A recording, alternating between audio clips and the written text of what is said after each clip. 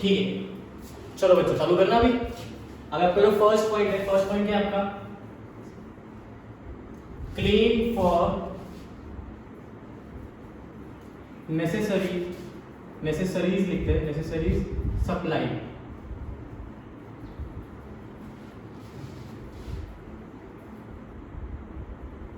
ठीक है सर ये हमने पढ़ा हुआ है नेसेसरी सप्लाई। बेटा माइनर वाले इसमें पढ़ा रहेगा आपने, याद आ रहा है आपको?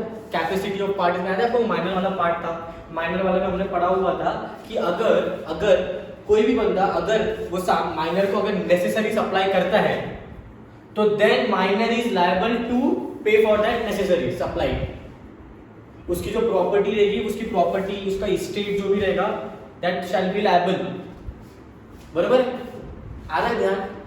पक्का? अब आपको देखो उसमें बेटा ये भी याद आ जाएगा कि necessaries does not include luxurious things.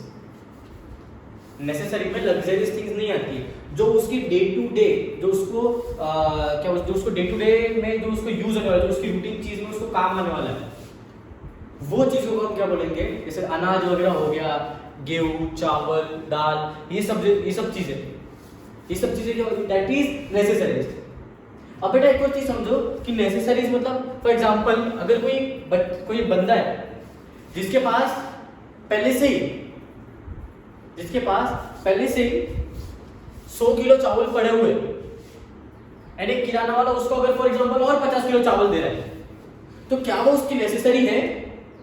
नहीं, क्योंकि उसके पास वो पहले से ही इनफ अमाउंट में है। आ रहा है ध्यान? पक्का? श्योर? ठीक। अब इसका क्लेम फॉर नेसेसरी सप्लाई देखो क्या दिया हुआ आपका, सेक्शन 68 है, पेज नंबर 158 आए। तो क्या बोला?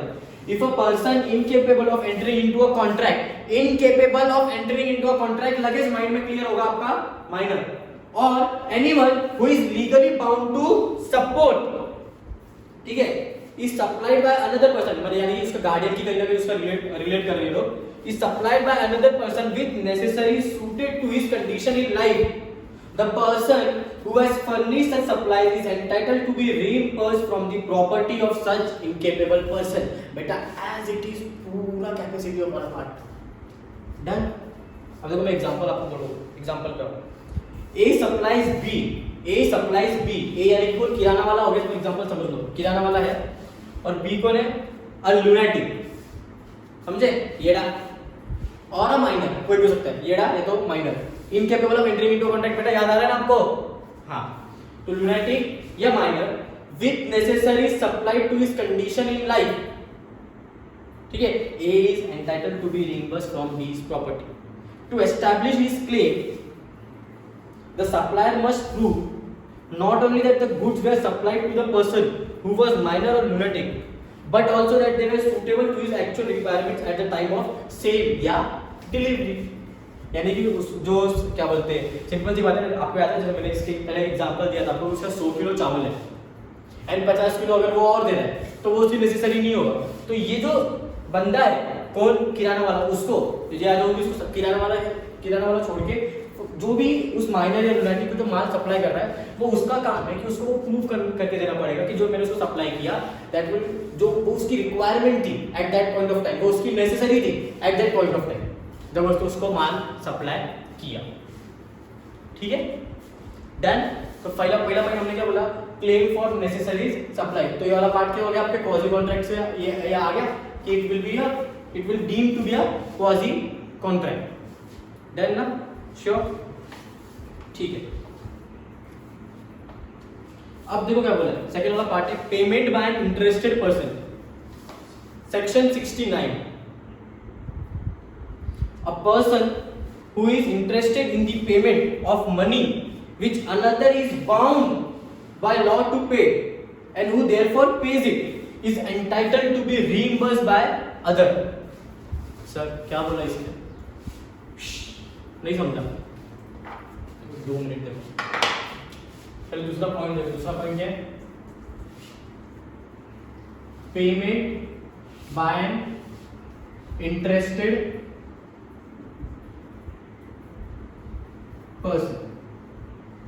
ठीक है, एग्जांपल दे रहा हूं, एग्जांपल समझना। ठीक है, ठीक है, जिससे अश्लेषा है, ठीक है। आया अश्लेषा टेनेंट है एक शॉप की, वो जो शॉप है वो ओन करती है प्रेरणा, ठीक है, ये उसकी कौन है, ओनर है, ठीक है। मैंने क्या बोला, अश्लेषा प्रेरणा की शॉप है जो रेंट पे दी हुई है अश्लेषा को। डन हो गया।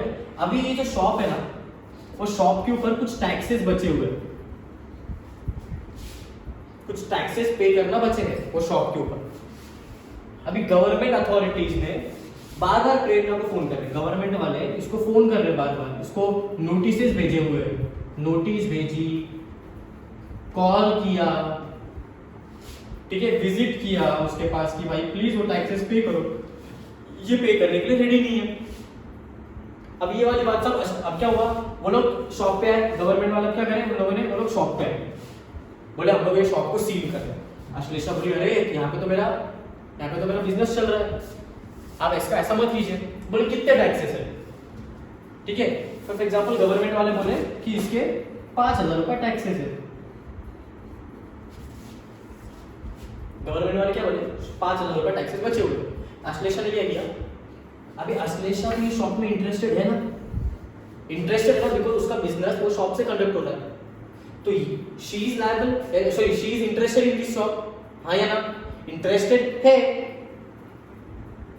हाँ। तो उसने क्या किया, उसने ये 5,000 रुपए गवर्नमेंट को दे दिए, बोले ये रख लो 5,000 रुपए, हाँ या ना। वो पैसे, वो टैक्सेस पे किसने करनी चाहिए, किसकी ड्यूटी थी, कौन लायबल था, प्रेरणा। लेकिन प्रेरणा ने की छिन दी, नहीं दे रही पैसे, ठीक है, तो पैसे किसने पे कर दिया, अश्लेषा ने। तो क्या अश्लेषा प्रेरणा से वो रिकवर कर सकती है क्या, हाँ रिकवर कर सकती है। इंटरेस्टेड पर्सन ने पेमेंट किया है और क्वाजी कॉन्ट्रैक्ट का वो सेकंड पार्ट है कि it shall be deemed to be a quasi contract. Done, पक्का, श्योर। देखो एग्जांपल पढ़ते, एग्जांपल क्या दिया, B holds land in Bengal, ठीक है, on lease granted by the A the zamindar. A यानी कि अब इसको रिलेट करना है, ऐसा कर सकते हो कि ए कौन है, प्रेरणा, और बी कौन है, अश्लेषा। डन।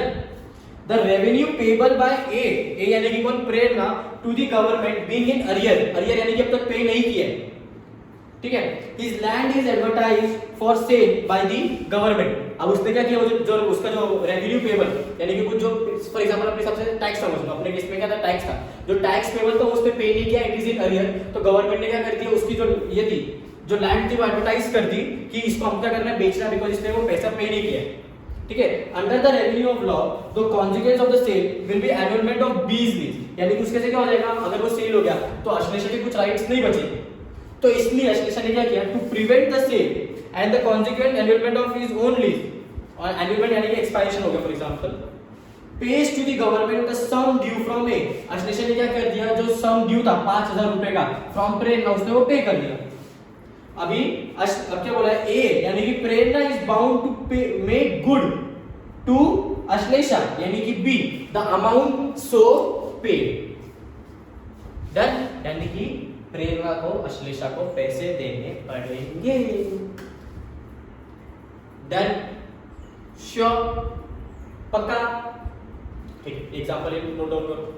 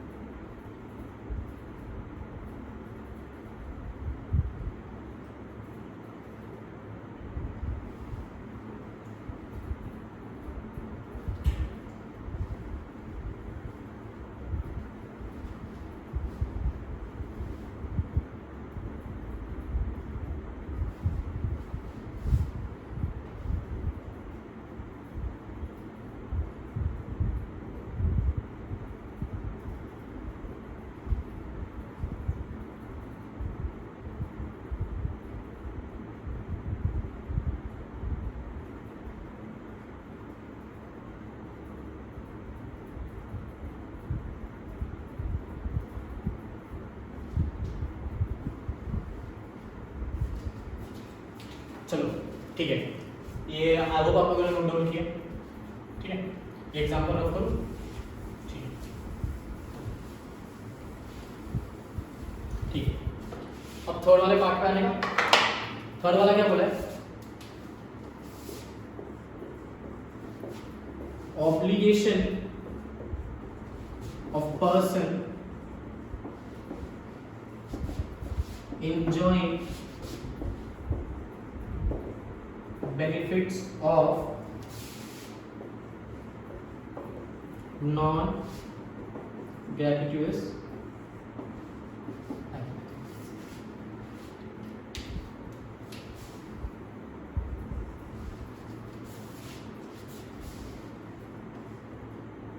ठीक है, सही क्या है बेटा? आपको मैंने नॉन ग्रेटिट्यूड का मीनिंग बताया। नॉन ग्रेटिट्यूड मतलब क्या? मैं किसी को गिफ्ट नहीं देना, मुझे किसी को कुछ इन शॉर्ट फुकट में कोई चीज नहीं देनी है, दैट इज नॉन ग्रेटिट्यूड। तो अगर कोई बंदा है जो ऐसी चीजों का, नॉन ग्रेटिट्यूड चीजों का बेनिफिट एंजॉय कर रहा है, तो उसको ऑब्लिगेशन क्या होगा? सर एग्जांपल 2 मिनट बेटा, पहले आप एक काम करो, देखो पैरा रीड करो।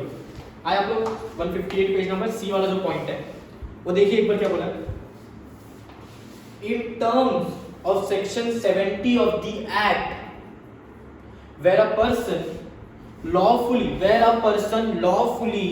does anything for another person or delivers anything to him, not intending to do so gratuitously, not intending to do so gratuitously, and such other person enjoys the benefit, मतलब जो दूसरा वाला person वो benefit enjoy भी कर रहा है, there of the latter, यानी कि जिसको बेनिफिट मिला वो is bound to pay compensation to the former, यानी कि जिसने वो उसको बेनिफिट दिया in respect of या तो restore the things so done or delivered। ठीक है, 2 मिनट पहले इसके नीचे का पहले मैं पूरा एक्सप्लेन करूंगा आपको विद एग्जांपल, ध्यान देना। It does therefore that for a suit to succeed, the plaintiff must prove, क्या करना पड़ेगा? उसने प्रूव करना चाहिए कि that he had done the act or had delivered the things lawfully, जो भी उसने उसको सामने को चीज दी है वो क्या करी है? लॉफुली, गलत नहीं की, जो भी चीज है वो सब क्या है? लॉफुली डिलीवर करी है उसने, वो that he did not to do so gratuitously, मैंने उसको गिफ्ट नहीं दिया, उसको भीख नहीं दी, मैंने फुकट का नहीं दिया, and that the other person enjoyed the benefit, and सामने वाले को उसका फायदा भी मिला। इसके रिगार्डिंग ना एक बहुत बड़ा केस लॉ था, ठीक है, Shyamlal versus state of UP. ठीक है, उसमें क्या हुआ था? Shyamlal versus state of UP, एक गवर्नमेंट सर्वेंट था, अब इसमें पढ़ लेना और इसमें रीड करेंगे। एक के था, वो क्या था? गवर्नमेंट सर्वेंट था। ठीक है, इसको क्या हुआ? इसको कंपलसरी रिटायरमेंट दे दिया था।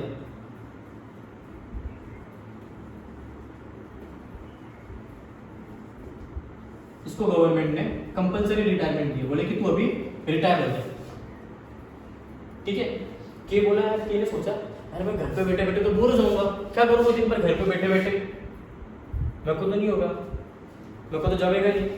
हाँ बेटा, उस टाइम पे लॉकडाउन नहीं हुआ था ना, पता है मुझे, अभी तो सर अभी तो घर पे बैठना पड़ रहा था ना, उस टाइम पे लॉकडाउन नहीं होता, उसने सोचा नहीं था, तो वो ऐसा सोच रहा था क्या करूंगा मैं घर पे बैठे बैठे। वो बोले नहीं मुझे कंपलसरी रिटायरमेंट नहीं चाहिए, तो उसने क्या कर दिया? उसने केस फाइल कर दिया। इसने क्या किया? केस फाइल कर दिया। वो बोला उसने केस मतलब उसने क्या करा? एक रिट पिटीशन फाइल करी।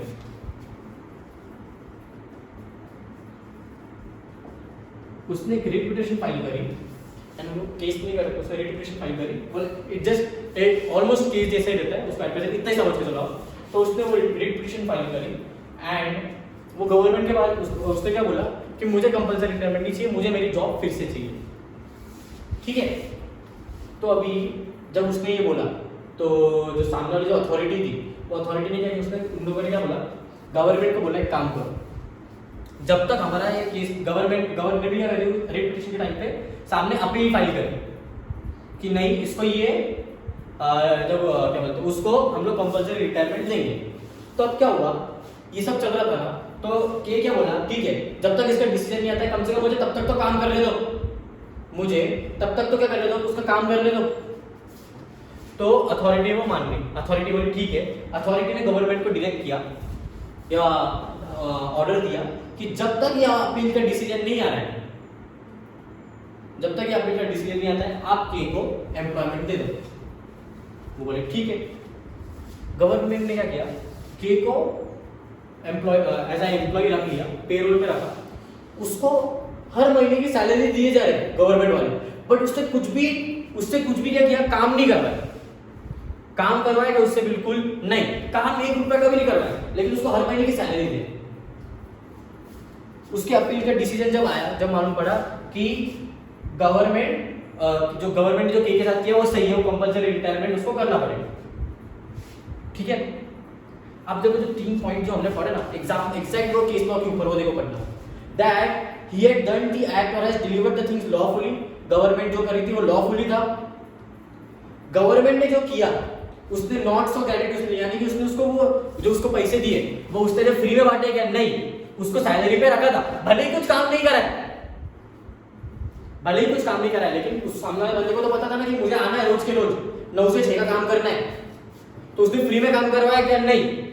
एंड जो other person has enjoyed the benefit, और जो ये के था, के को तो सैलरी का बेनिफिट मिल रहा था ना, हाँ या ना, हाँ। तो अब देखो ऑब्लिगेशन ऑफ पर्सन यानी कि कौन, के, एंजॉयिंग बेनिफिट्स, सैलरी मिले ऑफ नॉन ग्रेटिट्यूडियस एक्ट। तो अभी जब अपील का डिसीजन आया, जब अथॉरिटी बोली गवर्नमेंट को कि नहीं आप उसको निकाल सकते हो, एंड कब से निकाल सकते हो, जब से आपने अपील फाइल की है, उसके बीच में जितनी भी उसको सैलरी मिली है वो सब उसको क्या करनी पड़ेगी, गवर्नमेंट को फिर से रीपे करनी पड़ेगी।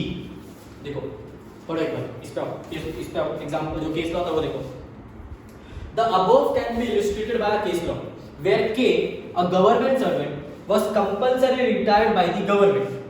He filed the writ petition and obtained an injunction यानी कि relief against the order. He was reinstated यानी कि उसको फिर से पेरोल पे रखा, and was paid salary, उसको सैलरी भी दी, but was given no work, and in the meantime government went on appeal। काम तो किया नहीं, उसको क्या किया, उसको अपील कर दी। The appeal was decided in the favor of government and K was directed, K यानी कि ये government servant was directed to return the salary paid to him during the period of reinstatement। ठीक है, done. तो बेटा एक और example दिया है, a tradesman leave goods at B's house by mistake, B treats the good at his own, he is bound to pay for them। बेटा अपना नियति प्रीति वाला एग्जांपल, सामने वाले उसने क्या किया, लॉफुली से कुछ गलत चोरी वोरी तो करके लाई नहीं थी, नियति खरीद के लाई थी, ठीक है, और उसका इंटेंशन ऐसा ना था ही नहीं कि प्रीति को क्या देना है, गिफ्ट देना है, नहीं, और सामने वाला बंदा यानी कौन, प्रीति ने उसको एंजॉय भी किया, उसने एप्पल को कंज्यूम किए, हाँ या ना, तो प्रीति इज लायबल टू पे। बस क्लियर। आपको भले केस लॉ एग्जांपल, आपको ये जो हमारे एग्जांपल था वो भी रिलेट कर पाया, डन, श्योर, ठीक है। ये आपको नोट डाउन करना है, ये आप कर लो बस, तीसरा वाला पॉइंट।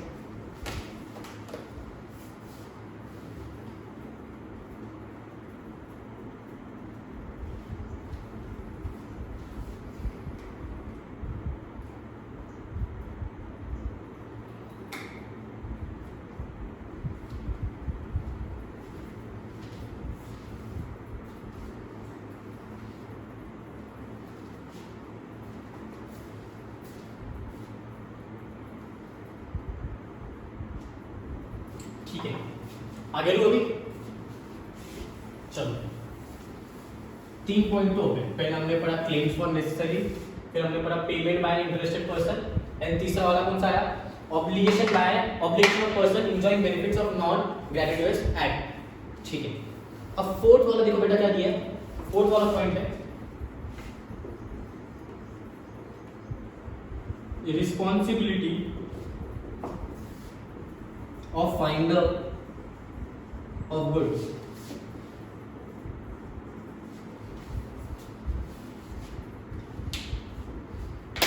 क्या बोला sir, responsibility of finder of goods.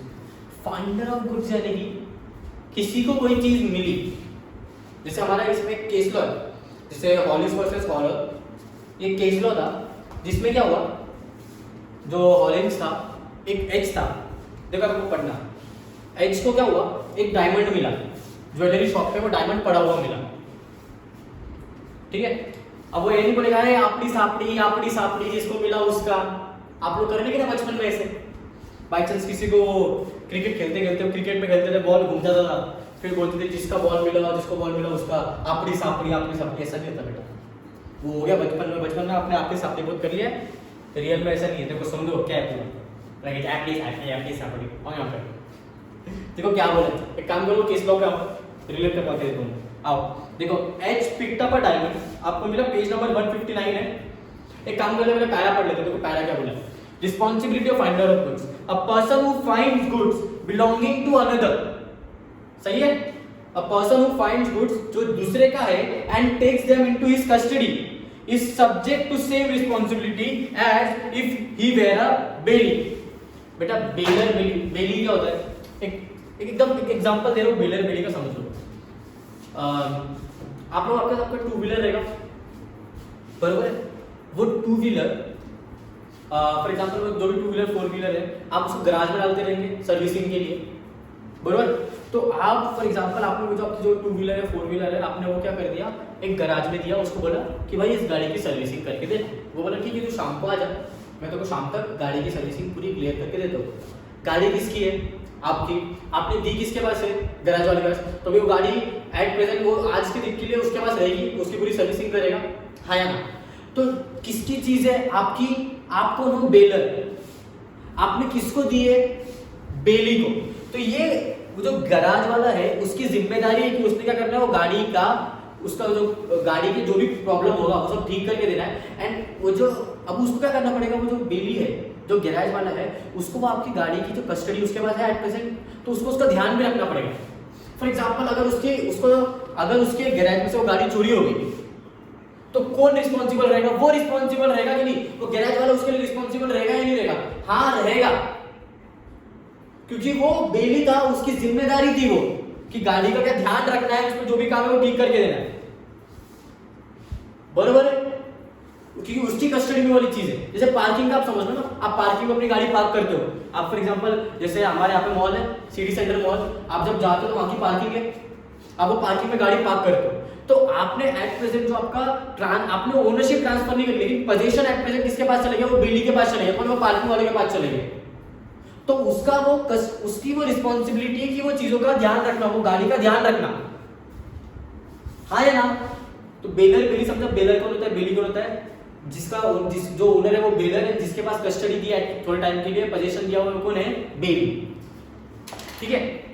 तो इन लोगों ने वही बोला है कि अ पर्सन हु फाइंड गुड्स, जिसको मिला जो दूसरे का है, बिलोंगिंग टू अनदर, वो अपने कस्टडी में जिसको मिला, ठीक है, takes them into his custody is subject to same responsibility, जिसकी बेली की होती है, ठीक है। दस फाइंडर ऑफ लॉस्ट गुड्स, यानी कि जिसको मिला है, has to take proper care of the property as man of ordinary prudence would take, यानी कि जब उसको वो चीज मिली है तो उसने वो चीज का ध्यान रखना चाहिए। No right to appropriate the goods, ऐसा नहीं कि मुझे कोई चीज मिली है तो मैं बांट दूं लोगों में, नहीं, तू बेली है तो तू तेरे पास उसकी कस्टडी है तो तूने उसको ध्यान से संभल के रखना चाहिए। And to restore the goods if owner is found, अगर उसका देखो ओनर मिल गया तो तूने क्या करना चाहिए, उसके वो जो चीज है वो उसको दे देनी चाहिए, ठीक है। अब देखो इसका केस लॉ है, तो केस लॉ पढ़ते हैं। In Hollings versus Holler, H picked up a diamond on the floor of F shop, यानी कि किसी दूसरे की दुकान थी, किसी दूसरे की दुकान पे एफ की शॉप में एच को एक डायमंड पड़ा हुआ मिला, ठीक है। एंड उसने क्या किया, वो जो डायमंड पड़ा हुआ था and handed over the same to F to keep till the owner was found. H को डायमंड मिला, एफ की शॉप थी, एफ की शॉप के फ्लोर पे एच को डायमंड मिला, उसने वो डायमंड उठाया एंड क्या किया, उसको बोला एफ की तेरी दुकान में मिला तो अपने पास एट प्रेजेंट रख, और मैं उसकी मिला किसको था, एच को मिला, बोले तो अपने पास रख, जब तक मैं उसका जो ओनर है वो ढूंढ नहीं लेता हूँ, ठीक है। In spite of the best efforts, किसकी, एच की, the true owner could not be traced, ठीक है, जो उसका ओनर था वो नहीं मिल पाया, किसको, एच को, एच ढूंढ रहा है। After the lapse of some weeks, H tendered to F the lawful expenses incurred by him, ठीक है। एच ने क्या किया, एफ को बोला कि यार मेरे को देखा उसके इतना ढूंढा, यहाँ वहाँ घूम रहा था मैं, मेरे कार का पेट्रोल का खर्चा, मेरी बस का, मैं ट्रेन में घूमा, बहुत ढूंढा मैंने, बट मेरा मिला नहीं। तो उसको कुछ एक्सपेंसेस इनकर हुए रहेंगे ना, वो क्यों अपनी जेब से भरेगा? वो एफ के पास डायमंड था, सो वो एफ के पास चले गया, बोले यार मुझे इतना एक्सपेंसेस हुए, वो दे दे। ठीक है। H tendered to F the lawful expenses incurred by him and requested to return the diamond to him. F ने मना कर दिया, एफ बोला मैं नहीं दूंगा तेरे को diamond. Hence, F must return the diamond to H as he was entitled to retain the goods found against everybody except the true owner. पूरा केस समझो, मैं फिर से एक बार रिपीट करता हूँ। H को डायमंड मिला, H को डायमंड मिला F की शॉप में, किसी दूसरे का पड़ा हुआ था, किसको मिला? H को मिला। ठीक है। एच ने क्या कर उसको बोला एक काम कर, तू तेरी शॉप में रह, एट अपन करते रहे। क्यों? क्योंकि अगर किसी को भी पता रहेगा कि कोई किसी की कोई चीज ढूंढती है तो अपन सोचते यार मैं कहाँ गया था, उसकी दुकान पे गया था, यहाँ गया था। तो उसने क्या सोचा, तू बोला एक काम कर, तू अपने पास रख, मैं भी ढूंढता हूँ, या अगर कोई तेरी दुकान में आ जाएगा तो तू उसको दे देना होगा। उसने बताया, उसका बिल वगैरह दिखाया एंड बताया, उसने प्रूफ कर दिया कि उसका है, तो तू उसको दे देना, और मैं भी ढूंढता हूँ क्योंकि एच को मिला था वो में, तो एच ही है, तो उसने जो उसको देके रखा कि कोई आए तू दे देना, नहीं तो मैं तो ढूंढ रहा हूँ। बहुत दिन तक वो ढूंढता रहा, भटकता रहा यहाँ वहाँ कि कौन है उसको, और उसको नहीं मिला। तो उसका जो भी खर्चा हुआ वो खर्चा लेके पहुंच गया एफ के पास कि भाई देख मेरे को इतने खर्चा हुआ है, तो एक काम कर, तो वो डायमंड मुझे दे दे, उसको मुझे खर्चा तो लगा हुआ है। ठीक है। तो एफ ने वो देने से मना कर दिया, बोला कि मैं नहीं दूंगा तेरे को डायमंड। तो ये क्या हुआ बेटा कि किसको मिला था रिस्पॉन्सिबिलिटी फाइंड, वो है ना, तो उसको उसके पास ही तो हेल्ड हुआ केस में। जब केस हुआ तो मालूम पड़ा कि F is liable to return वो जो डायमंड है, किसको? एच को। ठीक है। अब बेटा एक बात समझो कि अगर फॉर एग्जांपल कोई, जैसे फॉर एग्जांपल आप समझो ना कि हाँ कोई फॉर एग्जांपल मेरे को कोई चीज मिली, ठीक है। अब फॉर एग्जांपल वो 10,000 रुपए की वो चीज है, ठीक है, कि मुझे फॉर एग्जांपल इसका मोबाइल मिला वो 10,000 रुपीज का। अब मुझे वो ढूंढने में, उस आदमी को ढूंढने के लिए फॉर एग्जांपल मेरे को 12 या 15,000 रुपए लगने वाले, या 12 या 15,000 रुपए इनकर हो गए, तो भी मैं सामने वाले को दूंगा क्या? और सामने वाले को चीज लेगा भी नहीं, वो क्या बोलेगा? भाई 10,000 का फोन था, तू मुझसे 15,000 रुपए ले रहा है, भाई मुझे नहीं चाहिए, तू अपने पास रख। ठीक है। या फॉर एग्जांपल 10,000 की चीज थी बट 8,000 रुपया, 8,000 रुपया मुझे वो सामने वाले बंदे को ढूंढने लगा। तो जब मैं सामने वाले बंदे को, जब अगर फॉर एग्जांपल मुझे वो ट्रू ओनर मिल गया, ट्रू ओनर अगर वो मुझे मिल गया, तो मैं उसको फोन भी दूंगा, मेरा 8,000 का बिल भी दूंगा, भाई देख तेरे को ढूंढने के लिए 8,000 रुपये लग गया।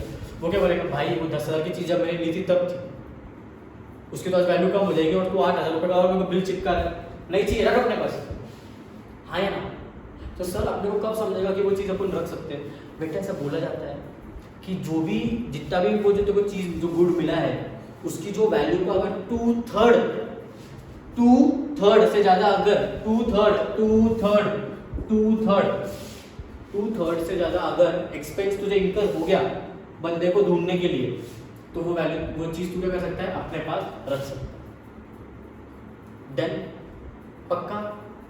श्योर? ठीक है, डन। आगे आना है अभी? ठीक है। अभी देखना एक पांचवा जो लास्ट पॉइंट आ रहा है, एक क्या आ रहा है? मनी पेड बाय मिस्टेक और अंडर कोर्जन। बेटा मनी पेड बाय मिस्टेक में आपको याद आ रहा है? यहाँ पे मैंने एग्जांपल दिया था आपको, मैं पहले यहाँ पे लिख लेता हूँ। क्या पढ़ रहे हैं हम लोग अभी? Money paid by mistake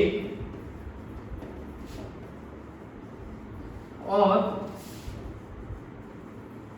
under coercion. ठीक बेटा, आपको याद आ रहा है मैंने आपको थोड़ी देर पहले जब स्टार्टअप में एग्जांपल लिया था रिया वाला, रिया, ऋतु, लवीना, याद आ रहा है? तो उसमें गलती से लवीना को पे किया था ना, तो मैंने आपको बोला था ना कि Lavina is liable to return that money to Riya, बराबर है ना? तो ये तो क्या हो गया? Money paid by mistake.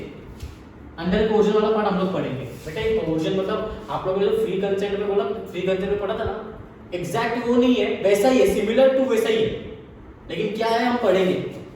ठीक है, एक बार आप देखो वो पैरा पढ़ो, मनी पेड बाय मिस्टेक वाला देखो, money paid by mistake under question, a person to whom money has been paid और एनीथिंग डिलीवर्ड बाय मिस्टेक और अंडर क्वेश्चन, उसने क्या करना चाहिए, रीपे और रिटर्न इट।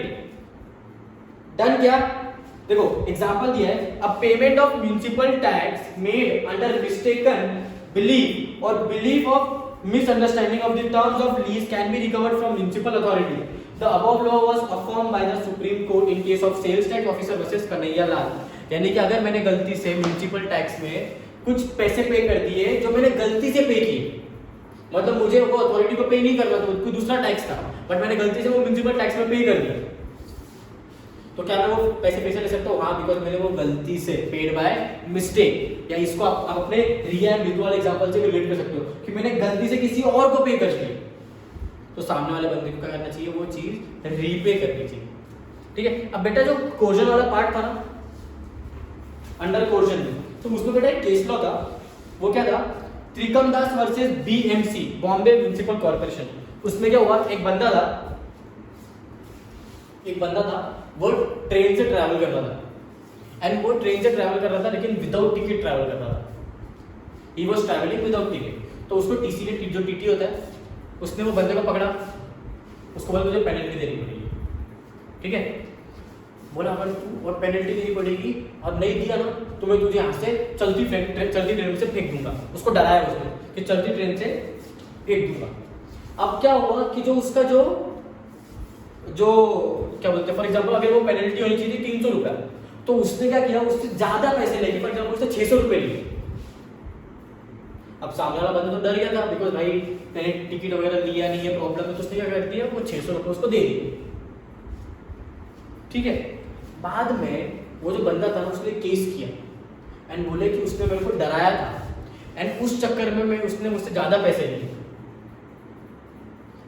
जब ये केस हुआ तो ऐसा हेल्ड किया गया कि हाँ, जो टीटी था वो टीटी ने उससे एक्स्ट्रा पैसे लिए, एंड जो एक्स्ट्रा पैसे लिए डराने के समय एक्चुअल में कितना, 300 रुपए, और लिए कितने, 600।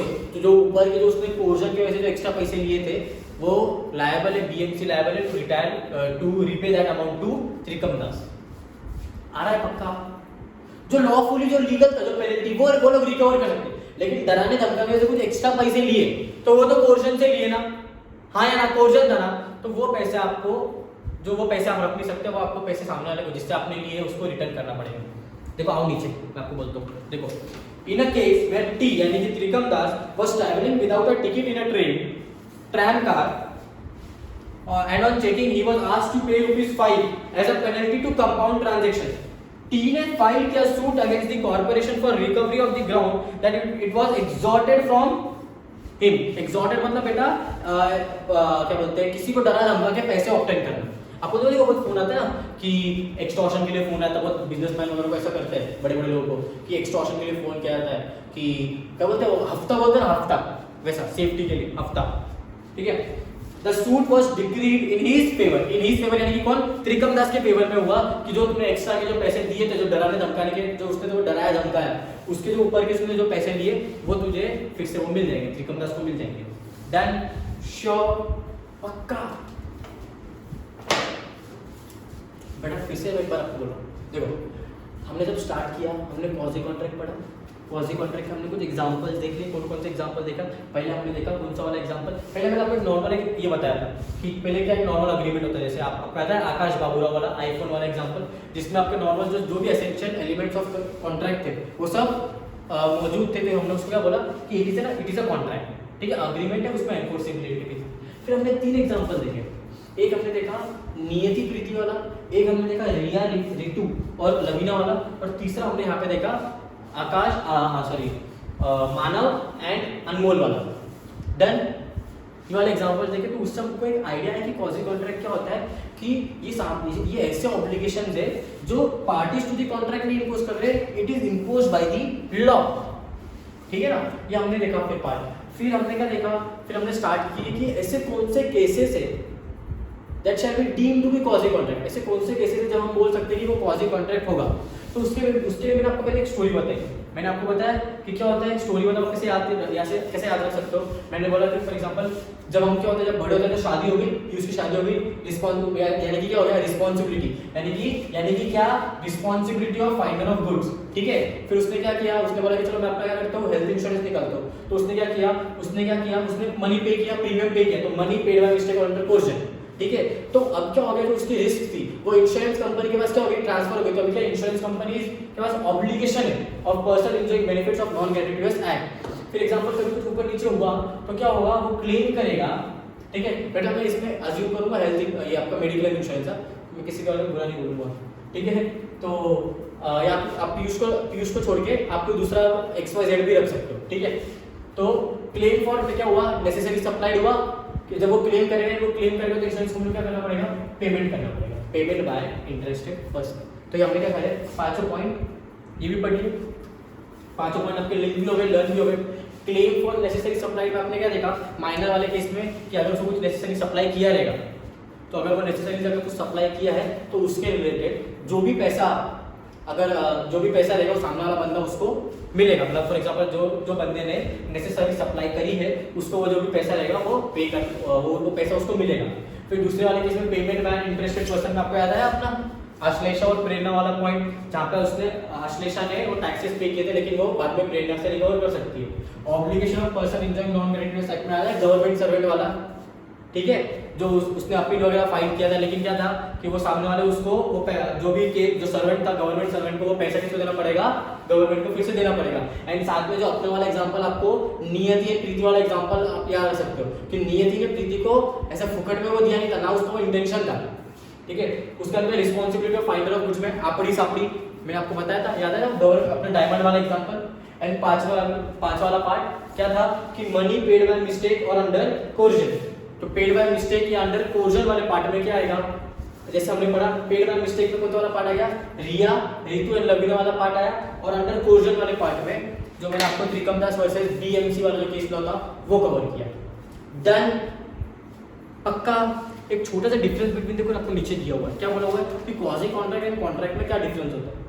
ठीक है, difference between quasi contracts and contract. Quasi contract में क्या दिया है, एसेंशियल्स ऑफ वैलिड, देखो पहला क्या है बेसिस ऑफ डिस्टिंक्शन में फर्स्ट क्या पॉइंट बोला है, एसेंशियल्स फॉर वैलिड कॉन्ट्रैक्ट। तो क्वाजी कॉन्ट्रैक्ट में क्या बोला, the essentials for the formation of valid contract are absent in quasi contract and in contract they are present. जो ऑब्लिगेशन होता है ये क्वाजी कॉन्ट्रैक्ट में it is imposed by the law and contract में they are created by the consent of the parties. ठीक है, done, पक्का। Difference between हो गया, हमने क्वाजी कॉन्ट्रैक्ट पढ़ लिया, हमने केसेस देख लिए। ठीक है बच्चा, आई होप कि आप लोग को क्वाजी कॉन्ट्रैक्ट समझा। ठीक है, इसके अलावा बच्चा एक और मेरी आप लोगों से एक रिक्वेस्ट है कि अगर फॉर एग्जांपल कि आप लोगों में से कोई फ्रेंड वगैरह है जिसके एट प्रेजेंट अगर फॉर एग्जांपल किसी स्मार्टफोन वगैरह नहीं है या कोई भी कुछ दूसरे रीजंस की वजह से अगर वो ये लेक्चर नहीं देख पा रहा है एंड अगर वो आपके पास रहता है, बिकॉज अभी लॉकडाउन चल रहा है तो आप लोग बाहर तो जा नहीं सकते हो ज़्यादा, तो लेकिन अगर वो आप लोग की बिल्डिंग में रहता है आसपास में रहता है तो आई विल सजेस्ट कि आप लोग ये लेक्चर डाउनलोड करके उसको पीडी या कुछ दूसरे फॉर्म में अगर आप उसको दिखा सको, या फॉर एग्जाम्पल दूसरा आप उसको अपने घर पे बुला लो अगर आसपास में रहता है, साथ में देखो, या आप उसके घर पे जाके आप देख लो, ताकि किसी का लॉस ना हो। हमारा जो इंटेंशन भी है वो इसीलिए है, वो यही चीज़ की वजह से कि जितना हो सके उतने ज़्यादा लोगों को हम लोग हमारे लेक्चर्स पहुँचाए एंड आप लोगों को लॉकडाउन में जितना हो सके आप लोगों का टाइम हम लोग उतना इफेक्टिव यूज़ करना है। सो प्लीज़ अगर आप हो सके आप जितना हो सके उतने लोगों की हेल्प करो, जैसे हो सके आप लोग उसको अगर, या मैंने जैसे आपको बोला या तो आप उसके घर में चले जाओ या आप उसको अपने घर में बुला लो, या पीडी वगैरह में आप उसको अगर लेक्चर्स वगैरह दे पाओ तो अच्छा है, आप किसी की हेल्प करोगे तो सामने वाला आप लोग आप अपनी फ्रेंडशिप निभाओ, सामने वाला भी खुश होगा एंड उसका टाइम भी उतना अच्छा इफेक्टिव यूज होगा। ठीक है, और क्वाजी कॉन्ट्रैक्ट एक बार आप रीड करो, क्वेश्चन आंसर्स वगैरह चेक करो, देखो एक बार एंड कुछ भी रहा let me know, I will solve it. Okay, thank you.